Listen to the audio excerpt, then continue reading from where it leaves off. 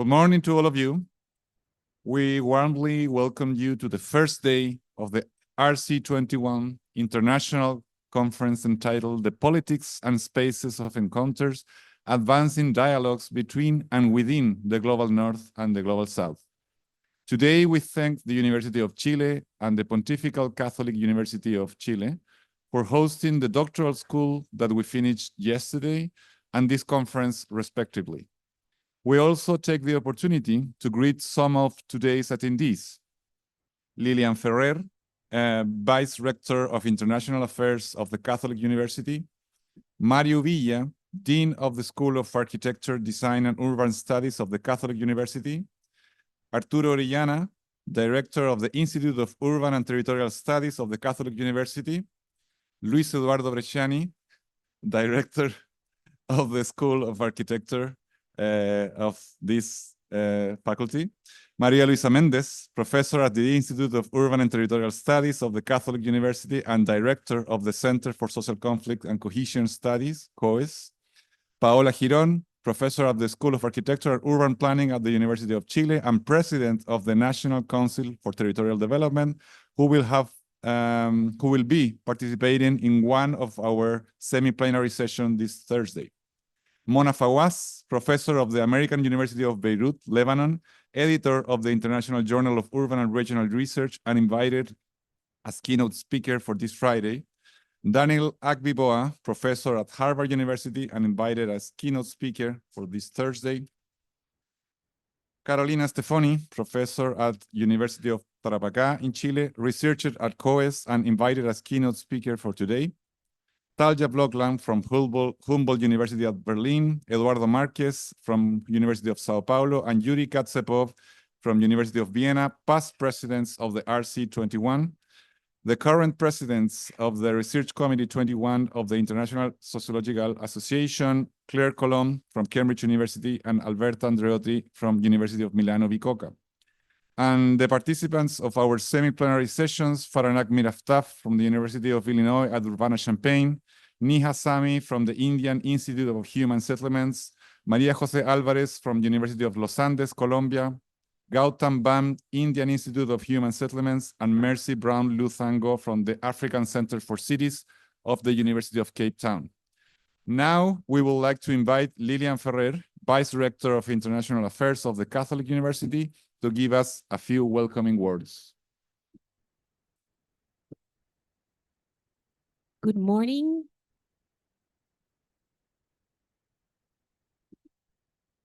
¿Funciona? Okay. Good morning, buenos días, buongiorno. Many different languages I can see are present here today. So thank you very much to all of us for being here, for all of you to be interested in this conference. It is with great pleasure that I'm here in the RC21 conference on behalf of the Pontificia Universidad Católica de Chile, UC Chile. I extend my heartfelt welcome to all the esteemed authorities present here today, and I would like to especially greet Alberta and Claire, presidents of the Research Committee 21 of the International Sociological Association, our Dean, Mario Villa, our Director of the Institute of Urban Studies, Professor Orellana, our Director of the School of Architecture, Professor Bresciani, and of course, I greet all the representatives of the University of Chile and also the faculty members and the different attendees that we have here today. We organized this conference in collaboration with Universidad de Chile and the Center for Conflict and Social Cohesion Studies. We are honored to host this event and consider it a significant achievement to be able to hold it on our country. Among our main guidelines as a university, we have internationalization, collaborative research, and providing spaces for enriching dialogue and reflection that allow us to advance the quality of education and the different programs that we have here and that we share with our partners from outside of the country. By fostering these interactions, we aim to equip them with global competencies and a broader understanding of how the world operates. In this context, this conference aims to highlight the interconnected struggles within the cities and how urban spaces can influence conflicts, cohesion, inequalities, and many other challenges that affects us as a community. Interdisciplinary research in urban and territorial studies seems to be crucial for addressing the different challenges faced by cities today. As urban life becomes increasingly complex, it is essential to explore the interconnections between sustainability, social coexistence, and the dynamics of urban environments. By integrating insights from various disciplines, such as sociology, environmental sciences, economics, and urban planning, researchers can develop comprehensive strategies that promote resilient and inclusive cities.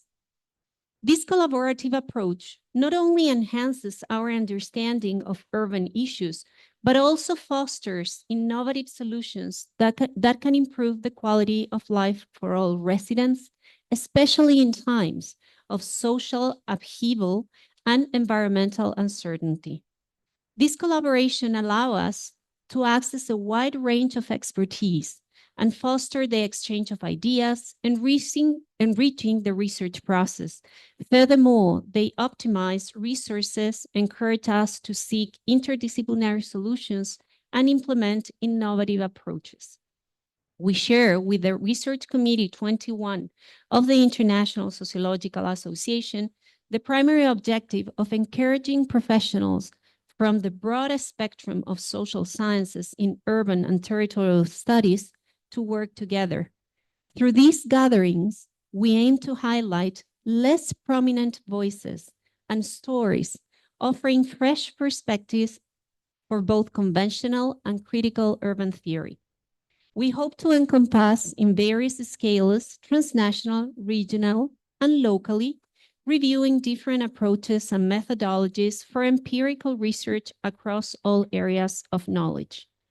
And to finalize these words, I would like to invite you to commit to building better cities that foster the well-being and cohesion of us, of all of us, advancing dialogues and creating spaces for encounter between and within the global North and the global South. Thank you very much for being here, and thank you very much for allowing me to speak to you today and greet you from our university.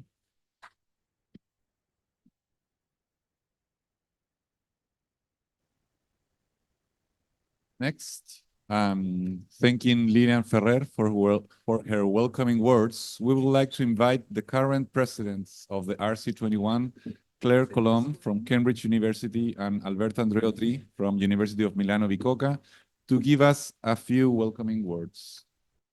Thank you very much, Javier. Thank you to all of you. And it's a great pleasure and honor, I would say, to open for the two of us as joint presidents of RC21 this conference. We are really, really happy and thrilled to contribute, to see and to contribute how the flourishing of this research committee, which is growing, really, it's growing every year, also through our conferences. So here in Santiago, which is a wonderful city, and this campus, which is absolutely amazing, and also the doctoral school Claire will talk about. So in this conference, we had more than 450 participants, which is really huge results, really a large conference, and it's becoming our standard. So we are really a growing community, scientific community, and we are really happy to contribute to maintain and consolidate this research community. So the theme of our conference this year is the politics and spaces of encounters, advancing dialogues between and within the global North and the global South, which means focusing on the interplay of political power dynamics and the social and spatial configurations that shape our cities. These dynamics, which are reproduced, and play at the different scale levels, shape enormously shape our encounters and the social relations between the different social groups which are inhabiting the city, and which are shaping also the chances to have these encounters and the places where these encounters happen. Because the urban spaces of city are not neutral. They are arenas where power is negotiated, contested, exercised, and transformed by city inhabitants, not only residents, by city inhabitants, by social groups. And the urban is also a space of wealth accumulation, investment, speculation. And this distribution of space in city reflects and reproduce social hierarchies that we need to study, of course, that we need in a way to discuss. And in this conference, our aim is exactly to discuss the dynamics of power. And for these reasons, we provide this platform with many, many sessions, really a lot of sessions, highlighting the often invisible power dynamics at play, giving voice to the ones who are not visible, the hidden and more marginalized. And in this way, hopefully contributing to the debate on creating more inclusive cities. And we do so in accordance with the RC21 tradition, which was already a little bit reminded, which is the fact of being interdisciplinary. So from the very beginning, the Research 21 was very much including many disciplines, but very well rooted in the sociological traditions. Together with sociology, we have urban planners, we have architectures, we have political scientists, we have economics.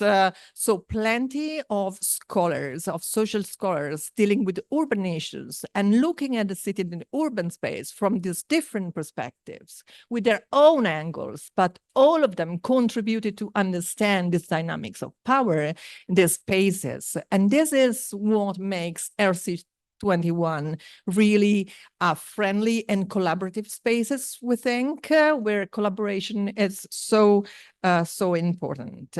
And all this platform is possible thanks to the universities and to the different institutions which are hosting us. And I will mention them all besides, and I will read them because I don't want to make mistakes here, because they have done a wonderful, really wonderful job.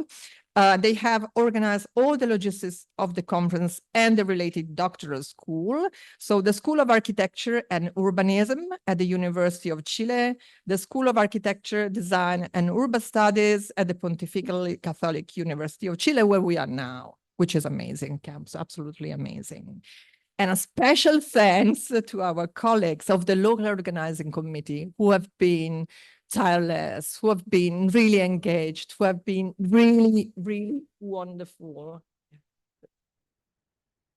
Yeah, we wanted to show all the institutions and all the people that really have done an amazing job. So I will read them if we manage to have them projected, but were Rodrigo sorry for the pronunciation, Calmanque, Yasna Contreras, Macarena Ibarra, Valentina Infante, Paola Giron, Felipe Link, Michael Lucas, Maria Luisa Mendez, Quentin Ramon, Javier Ruiz Tagle, and they've been absolutely, absolutely amazing. We have worked for 1 year for preparing this conference. We had so many calls, so many messages exchanged, but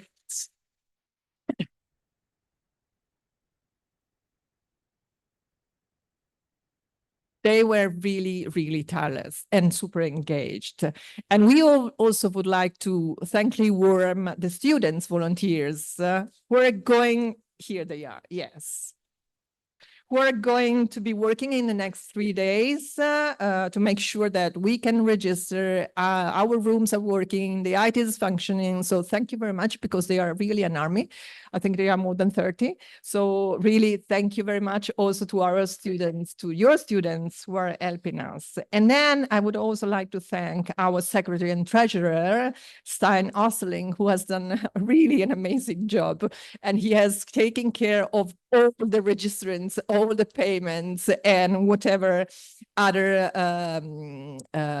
problem there was as far as the secretary and treasurer, the payments were concerned, as well as Miguel Martinez, who is our social media manager, who contributed to spread voice of this conference, and he is for his amazing work as well on social media. And thank you to all members of the board who were really always very supporting.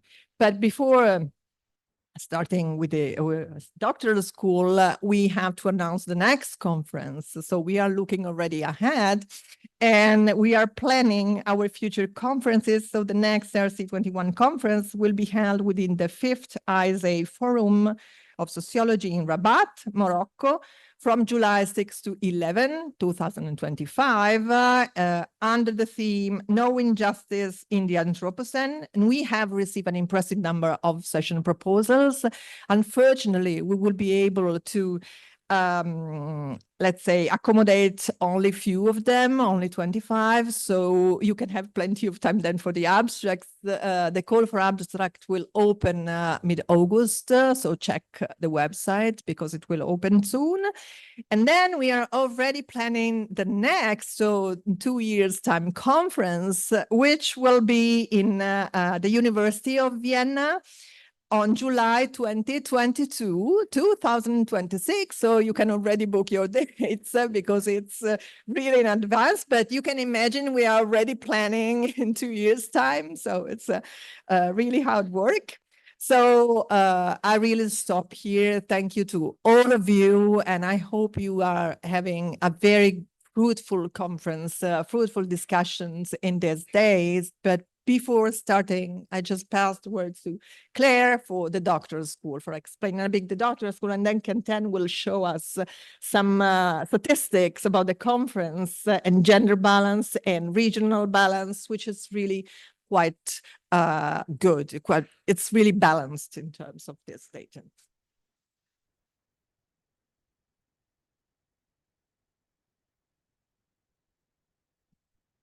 Good morning, buenos días a todas y todos. I will just say a few words about the wonderful doctoral school that we've just finished.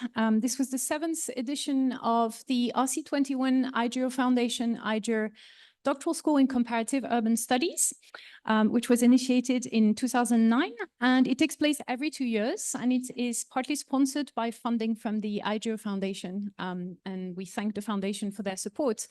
And many, many colleagues contributed to the doctoral school in many ways, organizing site visits, giving lectures about Santiago de Chile, coming from elsewhere a few days before the conference to share methods and ideas about how to compare, organizing coffee breaks, showing us around. Too many to be named individually, but they're all named here on this list, and we're extremely grateful because the school is entirely run by volunteers and it wouldn't have happened without you.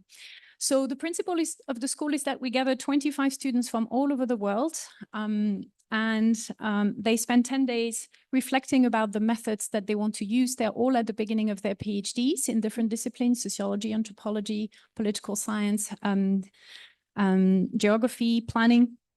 And they not only benefit from sharing with scholars who are there, but they learn a lot from each other by discussing each other's papers and work in progress. The students have come from all over the world. We just wanted to show you the diversity of origins here, and we're extremely grateful to them. They were a wonderful, wonderful group. This is us very near the house of President Gabriel Boric, looking very happy on our Yungay tour. And they've been very, very intellectually generous to each other, giving a lot of helpful comments, engaging, very curious, asking questions, even at the end of 12 hours marathon days. So we are extremely grateful to the students for their enthusiasm and for making it a very enjoyable doctoral school. The next one will be in 2 years in Vienna.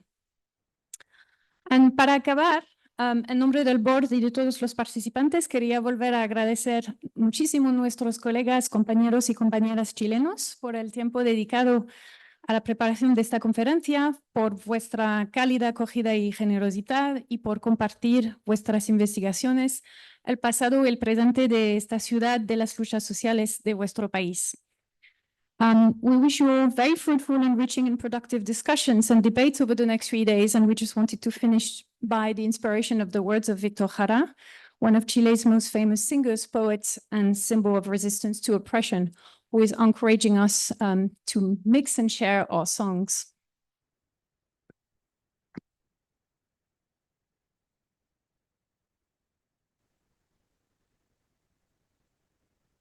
Thank you, Claire and Alberta Andreotti, for her welcoming words. We would like now to invite Maria Luisa Mendez, professor at the Institute of Urban Studies of the Catholic University, director of the Center for Social Conflict and Cohesion Studies, and part of the local organizing team, to give us a few welcoming words.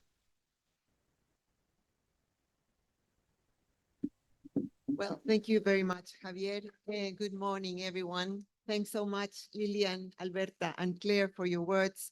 I'm also joining the greetings of our authorities at the university, the dean, our directors. And thanks so much for being here today. On behalf of COES, the Center of Social Conflict and Cohesion Studies, and of course, our universities, Universidad Católica and Universidad de Chile, it is with great pleasure that I welcome you to this RC21 Conference 2024, the Politics and Spaces of Encounter, Advancing Dialogues Between and Within the Global North and the Global South.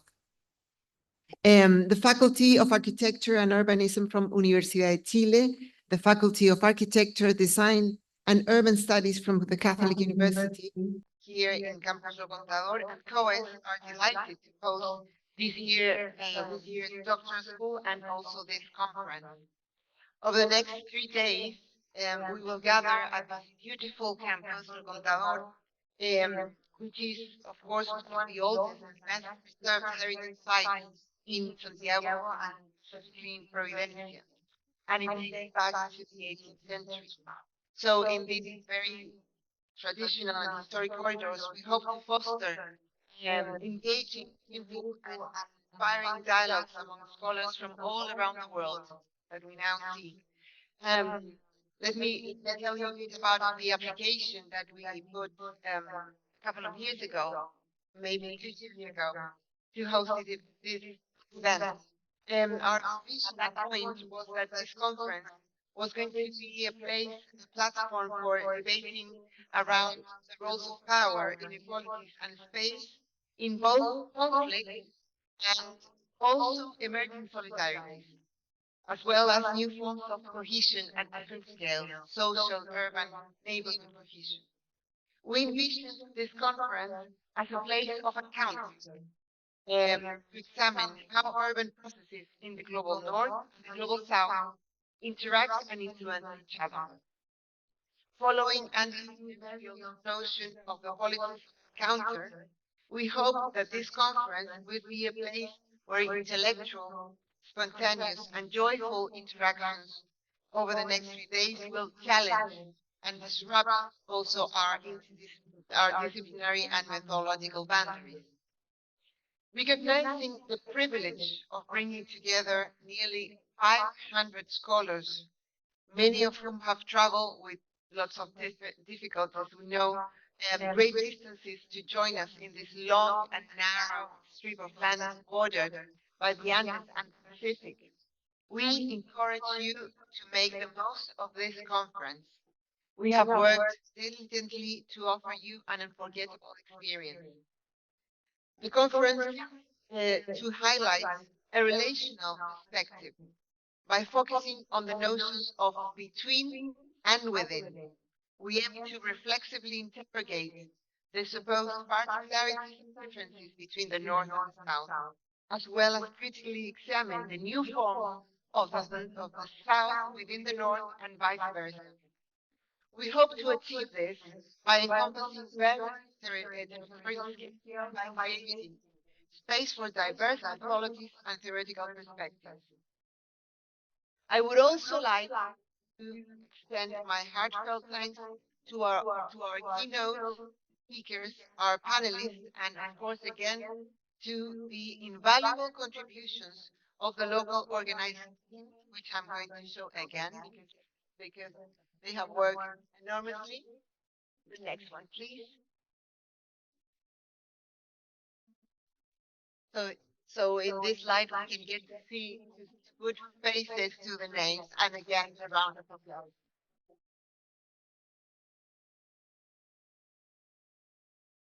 So again, behind every detail, every single detail of this conference lies more than a year of dedicated work by this group of people, this group of colleagues.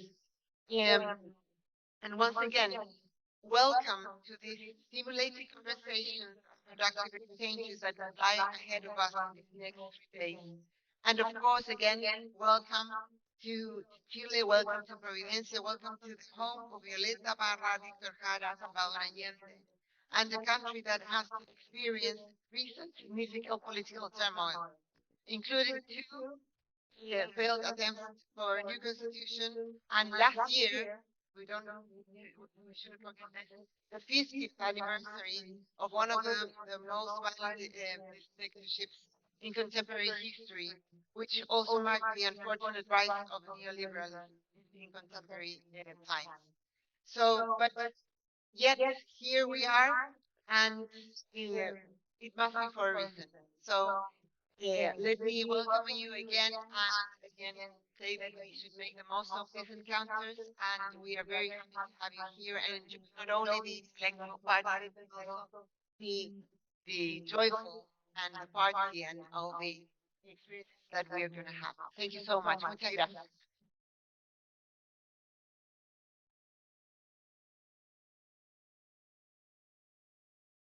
Thank you, Maria. To continue today's ceremony, we want to leave you with Santana Ramon, professor at the University Mayor in Chile, researcher at the Center for Social Conflict and Cohesion Studies, and part of the organizing team, who will provide an overview of what this conference is about in terms of perspectives.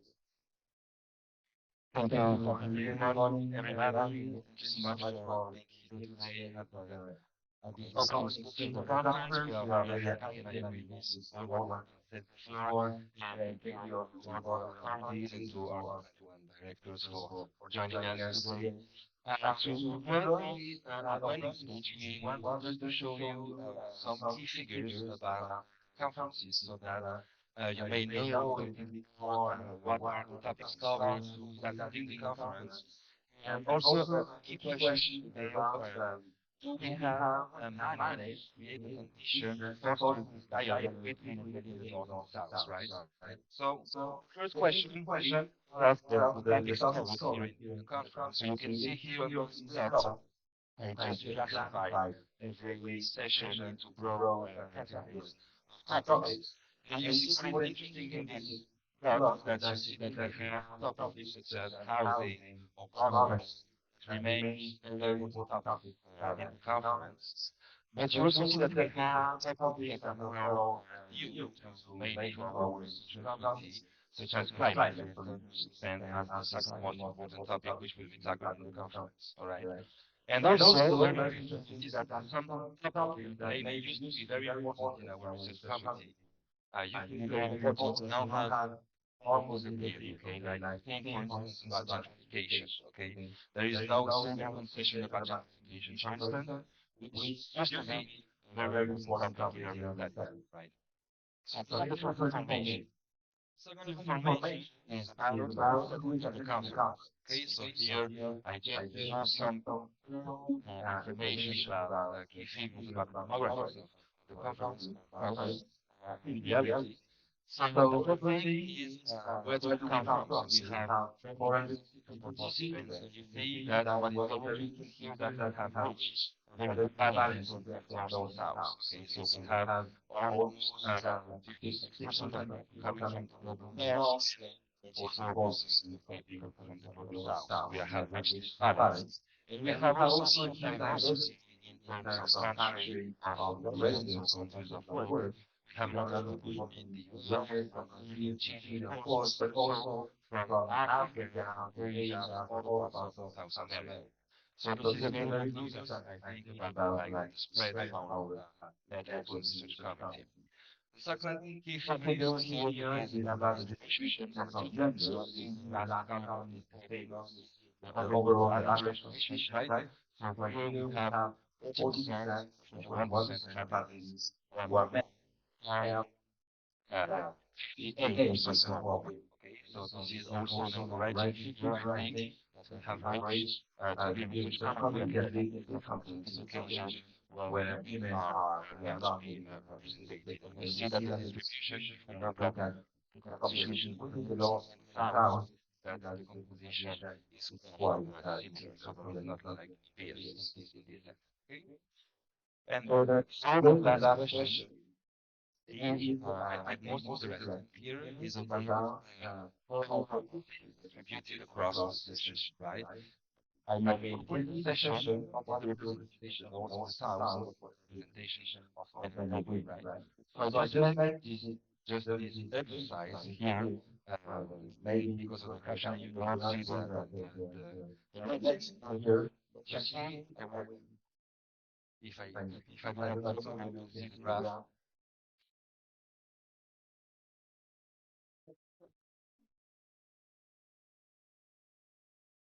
Okay, so I'm going to see the graph that I will do in the graph. You see that we have the two bars here, okay? So that and I know the white here, this is just the count of sessions, okay? So we see that in one session, in 25 sessions, on 50 sessions, you have between 40 and 60% of women and between 80% of women. Okay, so in each session you have a balance of gender. Okay, and most importantly, in that group here is the same problem in terms of balance of north and south. Okay, because the key goal is not precisely to force the hierarchy in the south and the north. And here, you can precisely see that indeed we have now managed, and we are very happy for this, to have a good population here also, because we have a very balance in each session between people from the north and people from the south. The good news here is that you do not see the first bar, you do not see the last bar, which is the session where there is an overrepresentation of people from the south and people from the north. Okay, so the two big bars in the middle are the good news here. So that was the thing I wanted to tell you. I think that this video shows that we can be happy about what we have done, have the conditions to follow the dialogue between the north and the south, but also maybe show us some areas for the future and think that we should carry out organizing the next conference of the Arsenal. Thank you very much.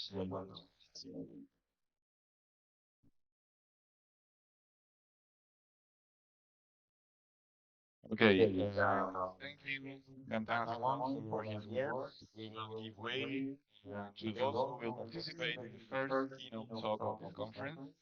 Hilary Silver from George Washington University will chair this session, where the keynote talk will be given by Karen Foni, professor at the University of Tarapacá in Chile, and researcher at the Center for Social Conflict and Cohesion Studies, and as a discussant, we'll have Jan Rath, professor at the University of Amsterdam. Before moving to the panel of the keynote talk, we want to thank every one of you for your attendance today at the opening ceremony of the RC21 conference in Santiago, and extend the invitation to participate in the multiple presentations and activities that we have planned for the next 3 days. Thank you very much again.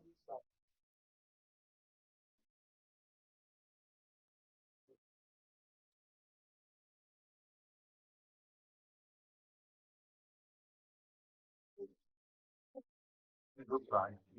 Small word.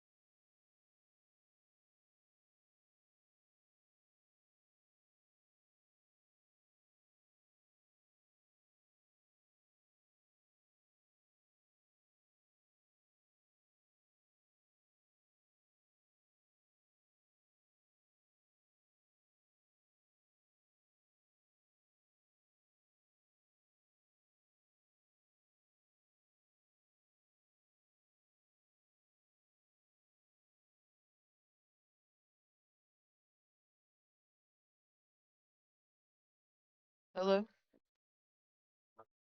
This is okay. Yeah, all right. So let me just give everyone a minute to get settled, please.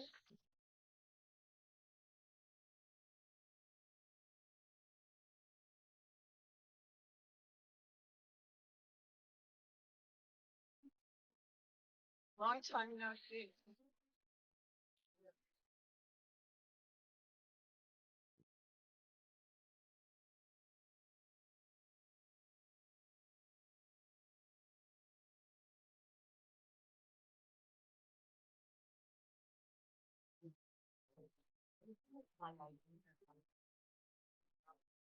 No, just read the thing. It's too late now. It's okay. I'm going to sit over there. I can read it. I can read the subtitles. Okay.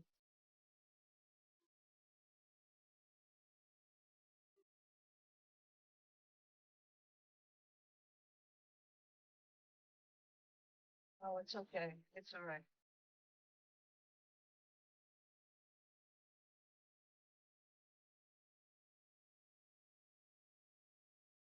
Trying to tell Omar that there's a seat down here. Right. I'm afraid of losing so much time because we're running a bit late, so I need to get started. Yeah, I think we need to start because we're running a bit late and I want to give the speakers the respect of giving them the time they prepared. Um, so hello, everybody. I'm Hillary Silver. I teach at George Washington University in Washington, D.C. Um, I'm chairing this panel. It's our first keynote. The subject of fronteras en movimiento y la acogida de extranjeros, los desafíos para la construcción de lo común desde las diferencias. I won't translate. We have a wonderful discussion today about human mobility, which has been identified by many political forces as responsible for generating social, cultural, and economic conflicts. Policies of perception, labor, sociocultural inclusion, regularization, and recognition of rights are currently facing a complex scenario because of the installation of openly anti-immigrant, xenophobic, and racist discourses. Most of the time by right-wing political parties. Um, and I don't know, according to also in the wake of the silence of center-left parties, although I think this was written before the recent elections in France. So, the keynote speech of Carolina Stefani, she is full professor and the director of doctoral programs of social studies at Universidad de Tarapacá and at COES. He works on immigration in Chile, but from Peru, from Bolivia, from Colombia, and also Latin American migrants in Europe, especially with a gender and a racial lens. Carolina studied sociology at the Catholic University of Chile. She has a master's degree in cultural studies from Birmingham University in the UK and a PhD from the Universidad Alberto Hurtado. Before joining the Universidad de Tarapacá in 2020, she worked at the Universidad Alberto Hurtado in sociology and migration studies, and earlier on the Latin American faculty of social sciences at Flaxo in Chile. She received numerous grants. She's currently supported by the Swiss National um, uh, Science Foundation on the project Transnational Caregiving in Protracted Humanitarian Crisis Migration on Syrian immigrants in Switzerland and Venezuelan migrants in Chile and Peru. And she also has a grant from the Social Science and Humanities Research Council of Canada on Urban Sanctuary, Migrant Solidarity, and Hospitality in Global Perspective. So really current research I'm sure we're going to hear. Before she gets up to speak, I'll just quickly introduce our commentator, who you probably all know. Jan Rod, Professor Emeritus of Sociology from the University of Amsterdam, continues working on cities and migration. He's a member of the Broad ER Consortium, which the University of Amsterdam collaborates with the Migration Research Center at Koç University in Istanbul and the Interdisciplinary Research Group on Immigration at the Universidad de Fabra in Barcelona, California. And yeah, I think at that point, let's not continue to take time and to hand this word over to Carolina. We're going to post it here so we can watch the subtitles. There is a important note to say that right now. Carolina is speaking in Spanish, so you need the headphones. If you don't understand Spanish, please put the earphones upstairs. We'll have some seconds to prepare the presentation. So if you need time to go for your earphones, we'll have subtitles, but please go for your earphones upstairs, right? So give us a second, we will configure our PowerPoint, but go for your earphones, please.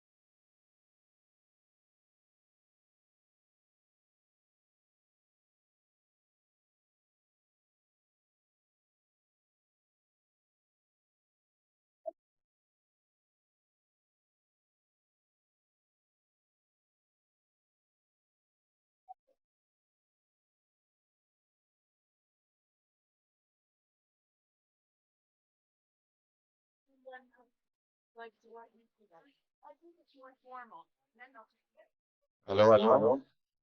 Vamos a probar los subtítulos. Creo que están funcionando.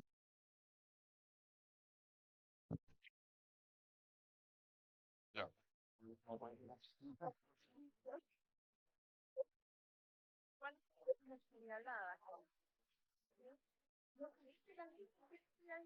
¿Bien? Ah, sí, sí.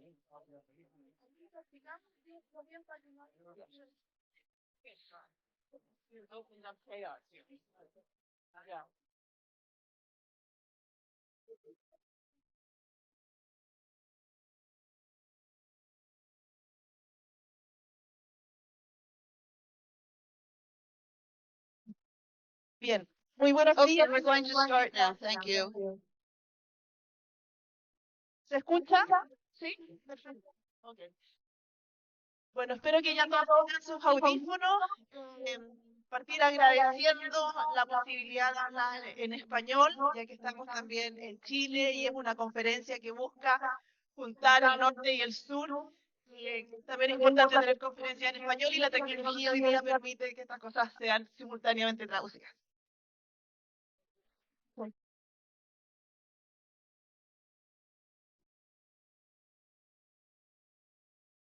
Bien, la conferencia se titula Fronteras en Movimiento y la acogida al extranjero, los desafíos para la construcción de lo común desde las diferencias.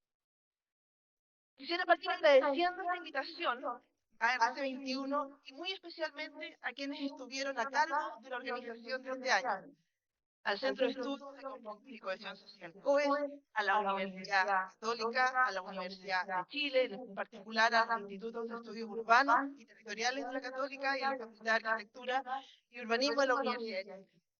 Me consta que han trabajado de manera incansable y con mucho cariño para hacer de esta versión 2024 una gran experiencia para todos quienes están hoy día aquí. Quisiera también dar la bienvenida a quienes nos visitan desde múltiples lugares e invitarlos a que disfruten de la conferencia y las bondades de este ciudad.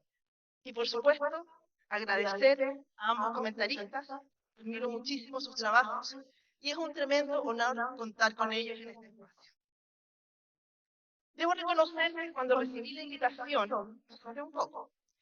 Mi investigación sobre migraciones no está relacionada directamente con los estudios urbanos, aunque sin duda entiendo que las ciudades y los barrios son un actor clave en el proceso de inserción de la población migrante. Este desconocimiento me permitió pensar de manera un poco más libre la relación entre dos conceptos que me parecen importantes en lo que quiero presentar: presencia y movilidad. Por una parte, la presencia que tiene la migración en las ciudades, las interacciones con la población local y el rol que tiene en las transformaciones urbanas. Y por otra, movilidad en tanto forma de resistencia a todo aquello que impide el tránsito y que termina por degradar al ser humano hasta niveles impensables. Ambos elementos, como intentaré mostrar, están estrechamente vinculados. La forma precaria y fragmentada de la movilidad, que expone al ser humano a la desprotección y ausencia de derechos, construye una indeseabilidad, siguiendo a Michel ayer, que se manifiesta en el lugar que ocupa el sujeto migrante en las ciudades y los barrios donde llega.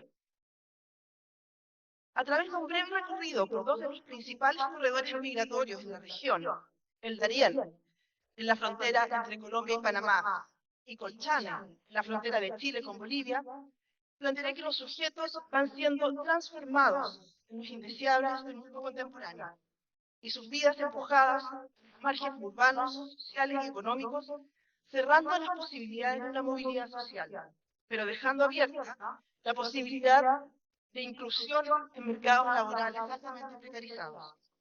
La relación entre migración y trabajo, entre movilidad y control, la inclusión a través de la exclusión, son ejes centrales para comprender la situación migratoria actual.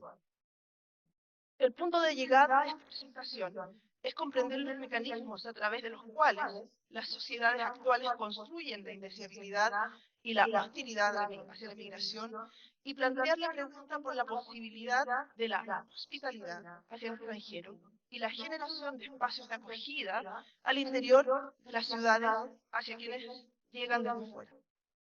En la primera parte quisiera aproximarme a la comprensión de la frontera, rutas y corredores, a partir de la relación entre movilidad y control. En la segunda parte, y a la luz de la figura del extranjero y el trabajo de ayer, analizaré la construcción de la indeseabilidad y la hostilidad que existe en las ciudades donde llegan los migrantes, para finalmente plantear la posibilidad de la hospitalidad a partir del reconocimiento mutuo en la diferencia. Entonces, la primera parte, fronteras y rutas a la luz de la relación entre movilidad y control. En el mes de julio de este año, el gobierno de Panamá tomó la decisión de cerrar 4 pasos por donde cruzan diariamente cientos de personas desde Colombia hacia Panamá. Solo en lo que va de este año cruzaron por el Darién 200.000 personas, y en 2023 las cifras oficiales señalaban que fueron 500.000. Ese gobierno tomó la decisión de cercar con alambres varios de estos caminos y dejar abierto solo uno, de modo de poder controlar y resguardar de mejor manera la seguridad de las personas. Este argumento obedece a una forma de abordar la movilidad humana que se impone en distintas fronteras del mundo. Por ejemplo, a 3.500 kilómetros de distancia al sur del continente, en la frontera norte de Chile, se ha incrementado de manera significativa el presupuesto para garantizar la seguridad de la frontera. Compra de drones, cámaras térmicas, sistemas satelital, cámaras de visualización con alcance de 5 kilómetros de monitoreo nocturno, varios puestos de observación fronteriza. Todo ello, bajo el programa de Frontera Segura, busca impedir el ingreso irregular de personas que cruzan por Bolivia y Perú hacia Chile. Lo paradójico de esta situación es que son las propias políticas diseñadas para ordenar la migración la que genera el incremento de esa irregularidad. La solicitud de una serie de requisitos, como es contar con una visa antes de llegar al país, para muchos migrantes latinoamericanos es simplemente imposible. De ahí que intentar cruzar de manera irregular se transforme en la única opción. El cruce por pasos como el Darién no es algo nuevo. La movilidad tampoco. Desde hace 300.000 años, el Homo sapiens comenzó a movilizarse a lo largo de África, Europa, Asia y América. La búsqueda de comida y lugares seguros para vivir han sido motores de esta movilidad y es lo que ha permitido el desarrollo de múltiples formas de intercambio comercial y cultural. Ha permitido el desarrollo de civilizaciones e imperios y la sobrevivencia de múltiples pueblos a lo largo de la historia. La movilidad, por tanto, es algo inherente al ser humano, cuestión que es la base para señalar que se trata de un derecho humano. Sin embargo, la construcción de los límites políticos administrativos de los Estados-nación y el principio de soberanía respecto al territorio es utilizado en ciertos momentos y situaciones para discriminar quién pertenece y quién no, quién puede cruzar la frontera y bajo qué condiciones. La relación entre movilidad y control, por lo tanto, cambia de acuerdo con los contextos políticos y socioeconómicos. La tensión entre ambas fuerzas, movilidad y control, explica las transformaciones normativas que regulan la migración. En los últimos años, por ejemplo, el eje del control ha ganado un enorme terreno en relación a la movilidad. Usualmente la frontera es el objeto donde se despliega ese control. Sin embargo, es necesario comprender que las fronteras son más complejas que un límite geográfico y político. Etienne Balibar nos recuerda que la frontera condensa múltiples propósitos.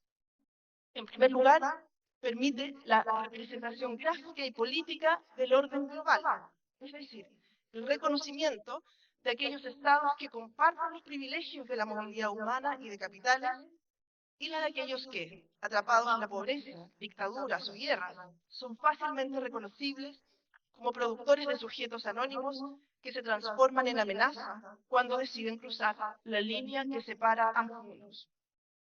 El segundo propósito es la demarcación identitaria a través del límite que separa el adentro del afuera, el local del extranjero, lo propio de lo extraño. El desarrollo del Estado-Nación se construyó en gran medida gracias a esta ficción que fue producida y alimentada desde las élites políticas y militares para dar sentido de pertenencia e identidad compartida.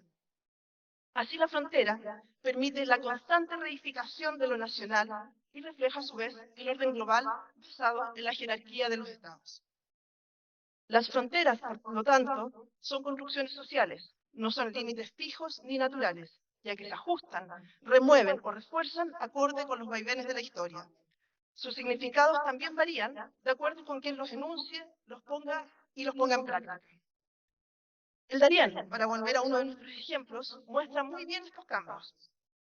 Tras el acuerdo de paz con las FARC en 2016, Colombia comenzó a ser considerado país no solo de salida de los desplazados internos, sino de destino para quienes solicitaban protección humanitaria y también de tránsito para personas provenientes desde distintos países que buscaban llegar a América del Norte. En Panamá la situación no es nueva. Antes de 2010, personas provenientes de Asia y África utilizaban las rutas del Darién para dirigirse al país del norte. A partir de 2010 se sumaron cubanos, en 2016 se detectó un fuerte incremento de haitianos, muchos de los cuales provenían de Chile, y hoy día es una de las principales rutas para venezolanos. Así, una suerte de frontera natural, como la selva, se transformó en una ruta de irregularidad. Pero durante años, el Estado fue capaz de tolerar esta irregularidad. Hasta 2010 no hubo mayor intervención. Las comunidades indígenas serán las encargadas de proveer medios de transporte y guía para quienes necesitaran atravesar esta difícil zona de la selva. ¿Por qué durante años se aceptó esta irregularidad y de un momento a otro ya no? La respuesta está en las necesidades que tiene el actual modelo económico, que se expande y sobrevive a costa del empobrecimiento y precarización de muchos.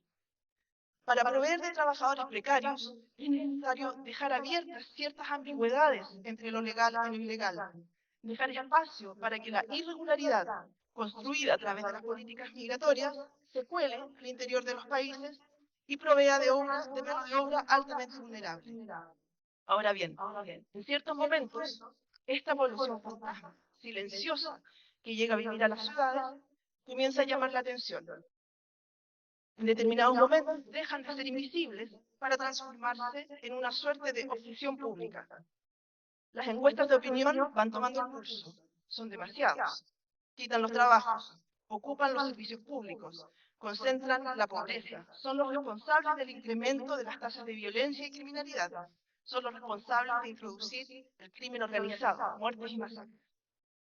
Los gobiernos reaccionan frente a estas opiniones y lo hacen de manera espectacular, en el sentido que propone de Génova, es decir, mostrar un espectáculo que permita convencer al gobierno de turno, independientemente de la tendencia política, que tiene el control sobre las fronteras, que nadie más ingresa y que es posible expulsar a quien sea necesario. Mientras tanto, siguen ingresando personas irregulares, pero a un costo más alto. Hoy en el Darién ya no son las comunidades indígenas las que comercializan los traslados, sino mafias muy bien instaladas que profitan indiscriminadamente con la necesidad humana. Así, la presencia espectacular del Estado que vemos en los medios de comunicación contrasta con su ausencia total en el manejo que tienen estas mafias y organizaciones criminales en los territorios. Junto con comprender lo que ocurre en las fronteras, es importante analizar qué ocurre en las rutas, ese espacio cada vez más complejo que separa origen y destino. La movilidad de las personas es dispersa, buscan diferentes caminos, se despliegan por distintos territorios, pero los estados y todo un sistema de gobernanza internacional busca encauzar estos movimientos, direccionarlos a ciertas rutas, ciertos caminos, de modo de ejercer un mejor control para discriminar entre quienes pueden y no pueden seguir camino. Este encauzamiento de la movilidad no deseada a través del control y la gestión va definiendo los contornos de los llamados corredores migratorios analizados en la región por Álvarez, Domenech y otros.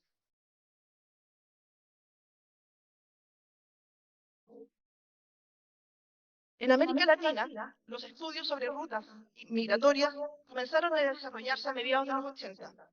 De acuerdo con Casillas y Basoc, los primeros estudios pusieron atención en los riesgos y la violencia que comenzaba a incrementarse durante los recorridos que separaban los lugares de origen y Estados Unidos, principal destino de la migración regional.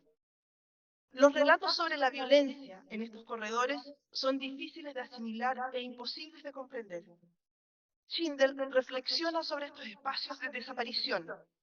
Las muertes que allí se producen son resultado de una desprotección civil, múltiples abandonos que se superponen, dejando a migrantes y refugiados en la intemperie, expuestos a la nuda vida de Agamben, despojados de derechos, dignidad y esperanza. La muerte, en estos casos, llega por omisión. Estos dispositivos de control, por lo tanto, tienen fuerte impacto en las fronteras, las rutas y las formas en que se recorren, pero también tienen efecto en los propios sujetos, sus cuerpos y la conciencia de sí mismos. En las investigaciones que hemos llevado a cabo en zonas de frontera, identificamos 4 características que presentan hoy día estas rutas. En primer lugar, la errancia. Las trayectorias de los entrevistados nos muestran que la migración no es un proyecto unidireccional, orientado por un solo destino, sino que van apareciendo nuevos destinos en la medida en que los proyectos no resultan como se esperaba. Esto nos habla de una experiencia migratoria errante, con idas y vueltas, con nuevos destinos donde se cifran las esperanzas que surgen ante la imposibilidad de lograr los sueños anteriores.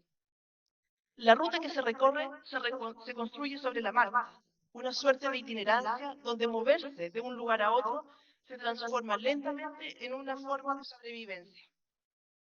La fragmentación.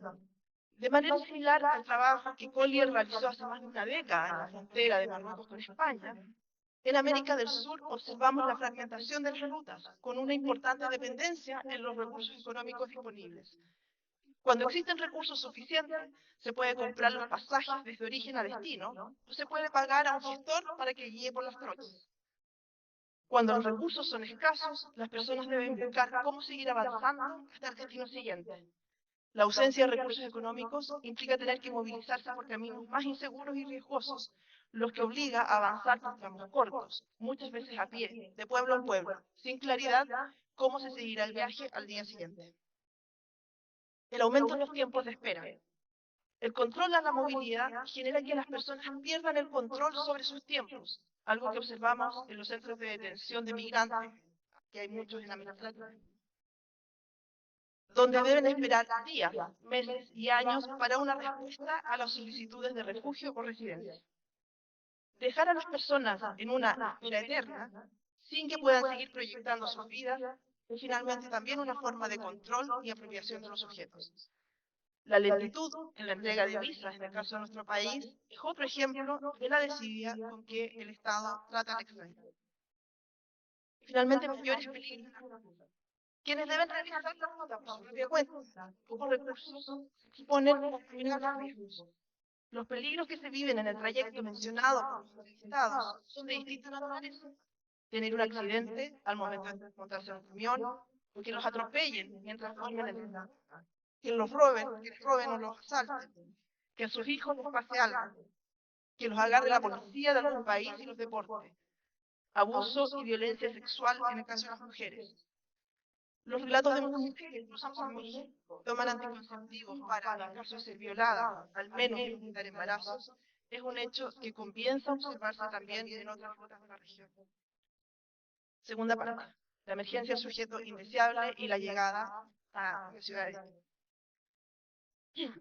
A lo largo de estos trayectos, las personas migrantes están experimentando cambios. Sus cuerpos se transforman hasta volverse reconocibles para ellos mismos e indeseables para el resto. Más arriba se señala la conveniencia que tiene para las distintas economías la producción de esta indeseabilidad, puesto que ello no supone una exclusión total o radical, sino producir trabajadores explotables. Quisiera traer el relato de Nicole, que da cuenta precisamente de esta relación entre migración y capital. Yo dije, me vine de mi país porque no quería que nadie me moviera, pero aquí tampoco puedo, porque no hay pues. Eso, como le digo. De cierta manera, a pesar de que nos están recibiendo y que uno puede circular en las calles y no nos van a decir nada, nosotros somos ilegales. No tenemos derecho a trabajar en una empresa con el Estado. Nosotros, los trabajos de nosotros son trabajos denigrantes. Y a pesar de que nos desenvolvamos, somos explotados. Yo trabajaba más de 16 horas al día y solamente libraba los domingos.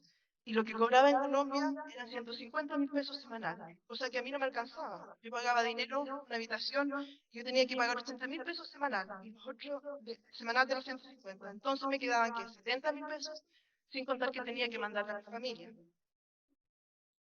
La discriminación se vive en el trabajo y también en la calle, en la vida cotidiana. La experiencia de discriminación y xenofobia no es privativa de un país. Colombia, Ecuador, Perú, Bolivia y Chile fueron los lugares donde experimentaron el rechazo que generaban en las comunidades locales. En Perú hay mucha discriminación contra los venezolanos, incluso uno teniendo papeles, estando legal, nunca nos dieron la oportunidad de trabajar en una empresa. Incluso a mi hijo y a la hija de mi hermana le hacían bullying en la escuela. No, no se junte con ese niño porque ese niño es descuartizador, no sé qué, son descuartizadores los venezolanos. Las y los entrevistados señalan haber sentido que la gente comenzó a evitarlos, a desviar la mirada o a gritar cuando pasaban por su lado. Una pareja de entrevistados señala: en Quito, que es la capital de Ecuador, la gente te mira por encima, como con este gesto de las manos, y te mira. Bueno, y uno le dice: buenos días, señor, ¿me puede ayudar con una moneda? Exacto, hieden, miran con asco. Efectivamente, con desprecio. Eso destroza mucho la moral de un humano. Eso a mí me da fuerza, porque yo voy para adelante. De repente yo decía, uno más del montón, pero no soy uno más. Si yo tengo que llegar a la Patagonia y nadar a Australia por mis hijas, yo lo voy a hacer. Así, la irregularidad y el desplazamiento pareciera incrustarse en la piel, al punto de ser reconocidos y rechazados por su entorno. Es que lo indeseable debe primero ser reconocible. ¿Qué pasa cuando estas personas llegan a las ciudades? ¿Cómo son recibidas y acogidas? La gran mayoría de los entrevistados da cuenta de la exclusión que se produce a partir de la oposición nosotros-otros, la que se presenta usualmente como una relación irreconciliable. Sin embargo, el análisis de la figura del extranjero en la sociología nos muestra dos cosas importantes.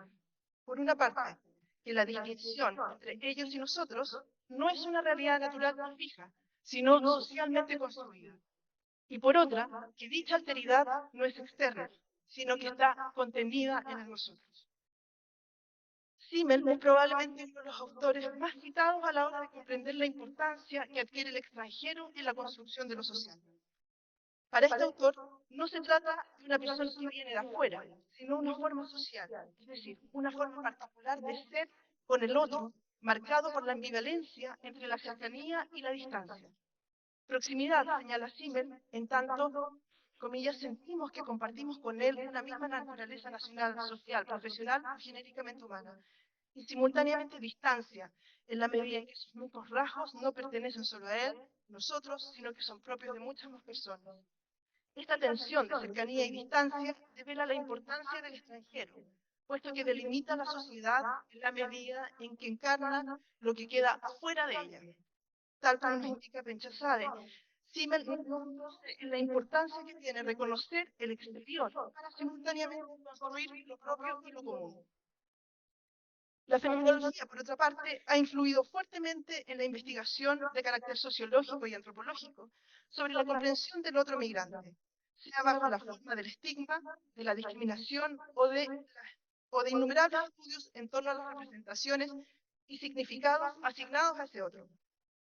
Para la fenomenología, el problema de la alteridad radica en que no hay una experiencia originaria con el otro. Su presencia irrumpe y aparece en nuestro mundo perceptivo.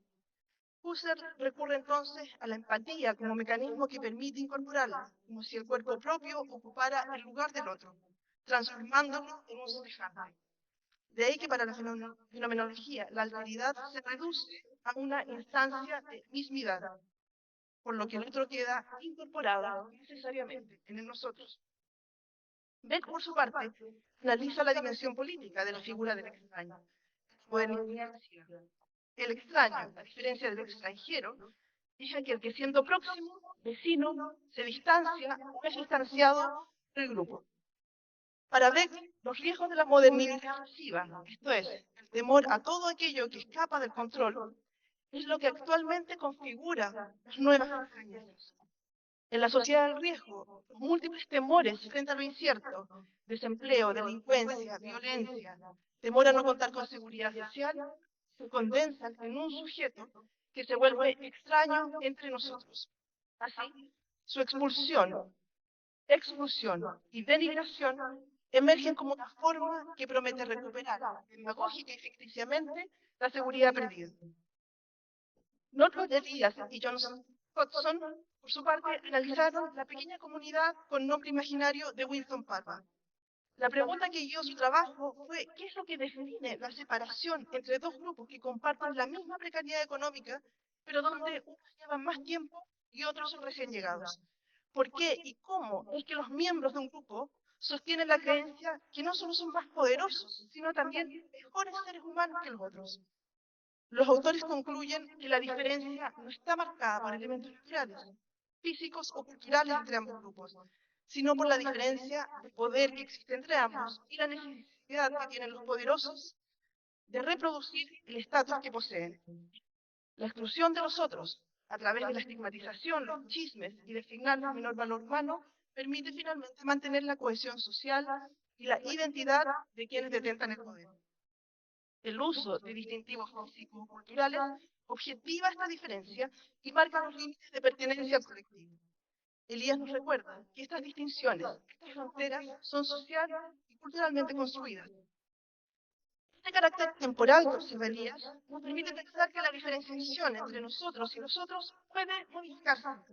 La construcción de alteridad, por tanto, no es necesariamente definitiva, Aquellos definidos en un momento de la historia como otros pueden ser redefinidos como parte de nosotros, así como aquellos definidos como nosotros en un momento pueden volverse extraños y enemigos, tal como lo analiza Beck de la mano de la categoría del extraño de sí. Comprender de esta manera la alteridad, donde la diferencia del otro forma parte de nosotros, abre un camino para salir de la dualidad irreconciliable entre ellos y nosotros. Dos elementos surgen de esta premisa. Por una parte, la construcción de lo común puede ser redefinido en términos inclusivos en la medida en que se incluyen las diferencias. Así, la alteridad no queda definida desde la posición de privilegio que ocupa el nosotros, sino a partir de una relación más igualitaria. En segundo lugar, nos permite pensar formas de reconocimiento orientadas a la hospitalidad y acogida. Pero no se trata de imponer un sentido normativo de hospitalidad con el otro, sino un reconocimiento sin que medie una posición de subordinación. Así, sentimientos como la empatía y la solidaridad pueden ser pensados no desde una posición jerárquica o asistencial, sino entre sujetos extraños pero en igualdad de condiciones. Esta hospitalidad se materializa en la interacción que se produce en los barrios y en las ciudades. Se trata sin duda de un proyecto necesario a construir. Desde estas experiencias locales, me parece que podemos pensar en nuevas formas de inclusión y de cohesión social. Finalmente quisiera retomar el título de la conferencia y precisar dos aportes que se presentan desde esta región del sur a esta discusión que tiene un carácter eminentemente global. Y también hacer un comentario final respecto a la relación entre migración y crimen organizado, que es algo que está muy en boga hoy día y que no pueden perder la oportunidad de decir. En primer lugar, América Latina nos muestra los efectos que se producen cuando hay escasa coordinación entre los países para abordar la situación migratoria. Si bien en 2018, a inicios de la salida masiva de la población venezolana, se creó una instancia regional para discutir las medidas y políticas necesarias de tomar lo que se conoció como el proceso de Quito, lo cierto es que dicha instancia no logró avanzar de manera sustantiva hacia las medidas de protección o acuerdos entre los países involucrados. Esto hace que cada país busque soluciones e implemente medidas de acuerdo a sus propios intereses. Si bien se producen ciertas convergencias entre algunas de estas medidas, no es suficiente para desarrollar buenas coordinaciones que faciliten la movilidad de esta población de un país a otro. Un mal ejemplo de esta descoordinación es la situación de personas que quedaron varadas en la frontera de Chile y Perú cuando Chile, sin previo aviso, impuso una visa para ingresar y Perú, por otra parte, no los dejaba retornar. El segundo elemento es que en América Latina el 70% de la migración proviene de otro país de esta misma región. Esto implica que compartimos un mismo idioma, raíces culturales y una historia. Uno pensaría que ello pudiese favorecer la inserción social y facilitar el entendimiento mutuo entre la población migrante. Sin embargo, las experiencias de racismo y xenofobia que hemos visto en Perú, Ecuador y Chile hacia la migración venezolana, por mencionar algunos, reafirma la idea de que la diferencia no es natural a los sujetos, sino que se construye. La discusión en torno a la figura del extraño que hemos revisado explica por qué va cambiando quien ocupa el lugar de la indecibilidad. Si antes era la migración peruana, después fue la migración haitiana, la colombiana y hoy la venezolana. También explica los cambios que adquiere el contenido de esa indecibilidad, desde personas que ocupan el extremo, ¿no? Los servicios sociales, en el caso de la migración peruana, violencia y pobreza, en el caso de la población haitiana, delincuencia y crimen organizado, en el caso de la migración venezolana. El extranjero, por tanto, puede ser alguien muy similar a nosotros. Su única diferencia es tener una partida de nacimiento distinta. Y bueno, quería referirme a la relación, ¿no?, con el crimen organizado.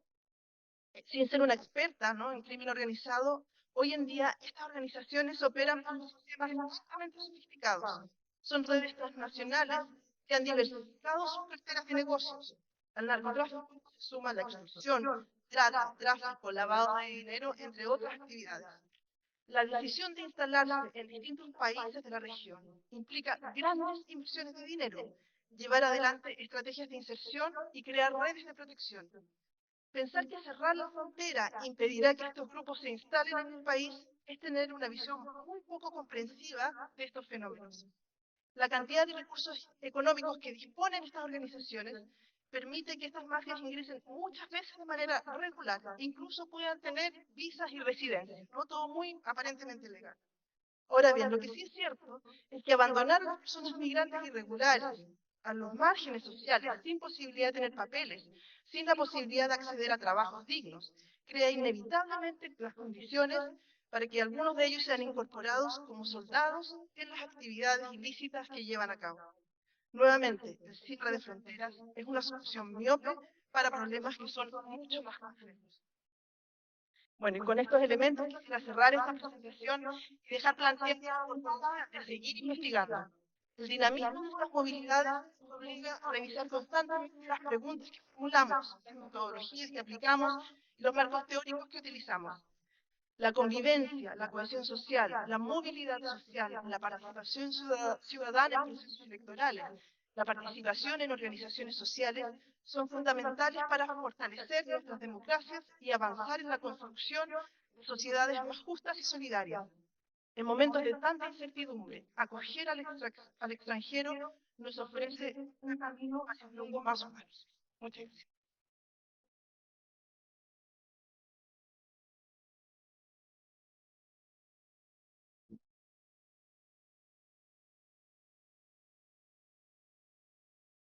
Thank you so much, Carolina. This was terrific and much food for thought. I'm hoping we'll have time for questions and feedback. I want to give Conrad some time. They said 20 minutes when we leave from the organizers, but let's see if we can. We're very much behind schedule. Please.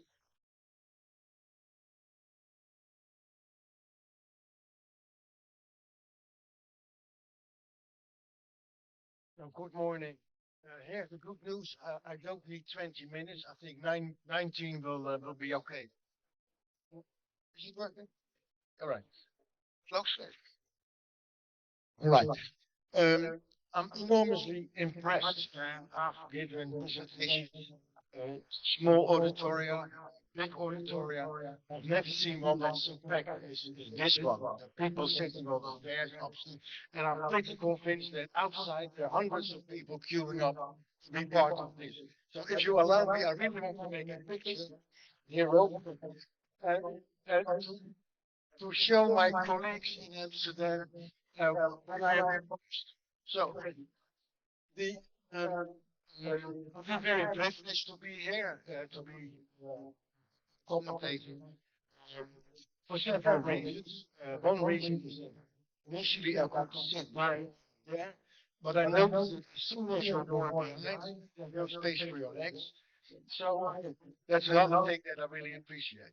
No, but more seriously, I'm very honored that I was invited to be here and to reflect on the presentation that Carolina just gave. But let me first give you a disclaimer. This is my first time in this part of the world. I come from the Netherlands, Europe. I've worked in Europe, the United States, New Zealand, but never here. I'm very unfamiliar with the migratory situation here. Of course, I'm not stupid. I read the newspaper. I'm watching TV and so on. So I got some information, but not the sort of in-depth information that we are always looking for. So in that sense, I need to be careful. I won't comment on small details. I know a bit about migration in other parts of the world, and we now been working for more than 40 years on that topic. And I know about the connection with the urban, so I can say a bit more about that, but then at a sort of a higher level of abstraction. For doing so, there's a general point. RC21 is interested in urban phenomena. And so we all share an interest and expertise on urban matters, whether you are interested in mobility or in housing or gentrification.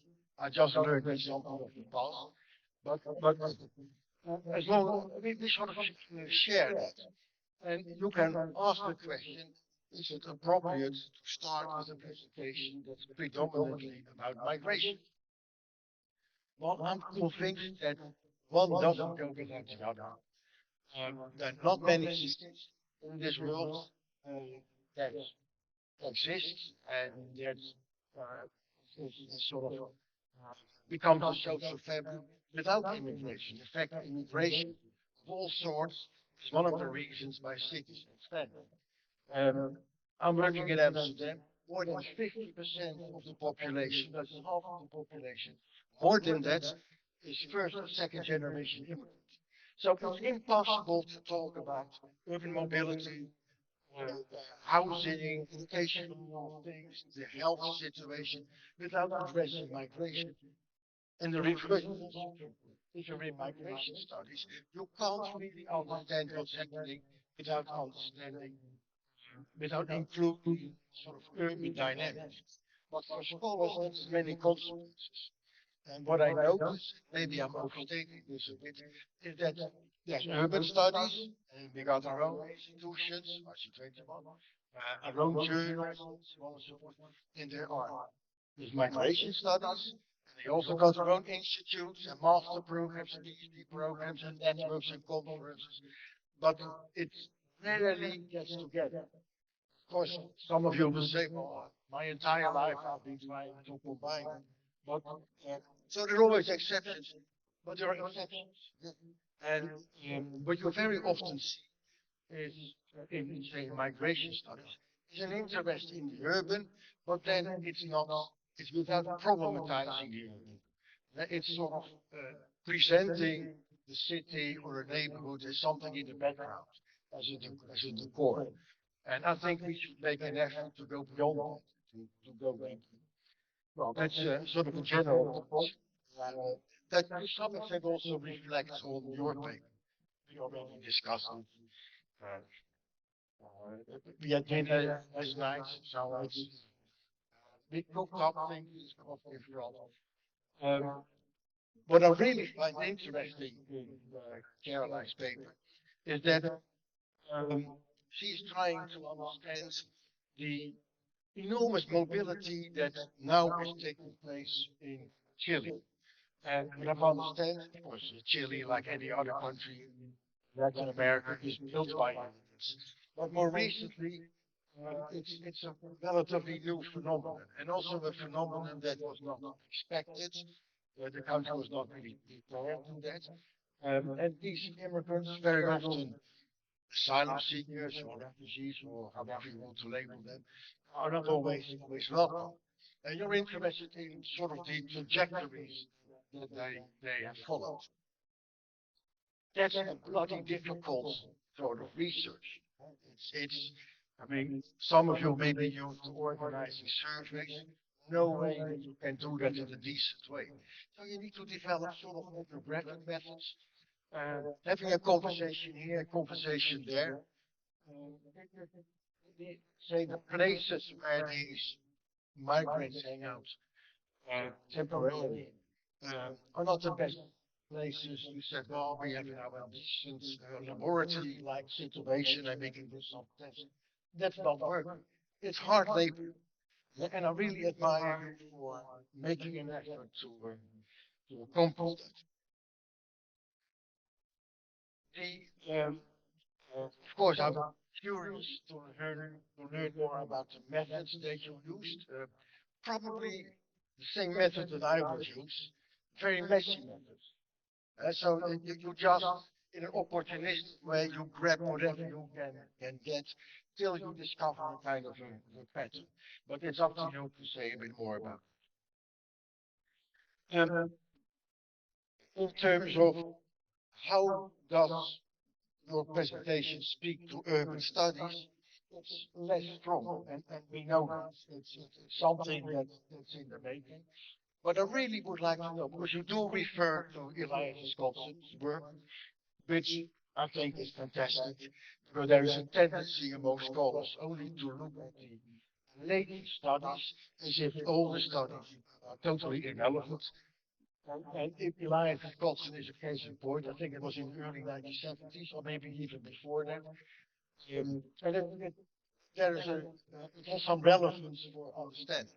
But what I think could be done is to sort of go beyond that and go deeper, try to understand why do these migrants gravitate to what cities, why these cities, and within these cities, why these neighborhoods, which part of the economy do they gravitate to? And if you want to understand it, you also need to explore how is a city functioning?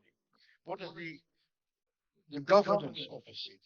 And so you need to sort of get out of this bubble of migration studies and in order to really grasp that's it.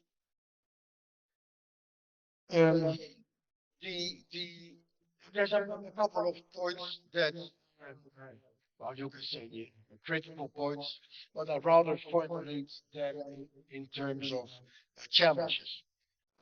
And yeah, um, because I think these are elements that are relevant if we want to engage in an international transatlantic sort of exchange. Because let's face it, how many migrants, say, travel from one town in northern Chile to another one? I may read it, but 5 minutes later I totally forgot. And so in conferences like these sort of empirical details that are relevant for a study, in the end of the day, they don't matter because we discuss things at a more theoretical level, at least a more abstract level. And at that level, there's a couple of points that I would like to make. First of all, this is a case. That is a very specific case about a very specific category of migrants in a very specific historical period of time. But the real question then is, it's a case of what? And I think it's important to go beyond that. But that means that you need to sort of engage more explicitly with migration theories, with urban development theories, and so on and so forth. And it also implies that you need to either do it yourself or team up with other people to engage in comparative work. What you are studying here, say at a more abstract level, could also be studied in Asia or in Eastern Europe or in North America. And I'm not sure that I can give you a list of names of scholars, but I am sure that they exist. And it would make it makes sense to sort of get connected to that and see if something that you discover as a pattern here is also applying elsewhere. So comparisons, I think, are very. There's a few more things. So let me just list them. Summary of presentation, you argue that mobility is very important, and you said it's a general feature. I mean, it's characteristics of human beings in the past, was it 300,000 years? Which is rather a loss. And I fully acknowledge that. But according to the UN, only 3% of the world population is mobile, which means that 97% is not. So, what are you saying to that? So why are most people not migrating? Why do they stay put? And I think you should say something about that. Furthermore, mobility is described as a form of resistance, and I can imagine what you mean with it. But it's you can't generalize